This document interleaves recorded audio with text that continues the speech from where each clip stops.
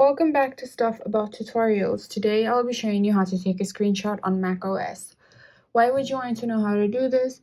Well, maybe you'd like to share what's happening on your screen if you're getting some sort of weird errors or something by taking a screenshot of it and sending it to someone. So I'll be showing you how to take a screenshot on macOS. Check out the video description as I'll try and leave written instructions there. So let's get started. To do this, what you're going to do is you make sure that you're on your Finder.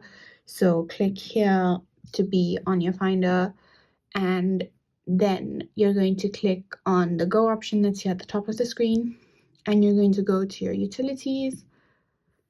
And in Utilities, there's an option here that says Screenshot. So if you click on that, and this has a bunch of options that allows you to record your screen as well as take a screenshot. So this is what it would be. So capture entire screen is what you want to click, and then click on capture.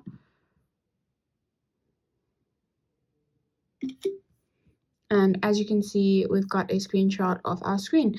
And that's basically it. If you wanted to know how to take a screenshot on macOS, this is the easiest way I know how. And if you know of another way, then leave a comment below and make sure to subscribe for more videos.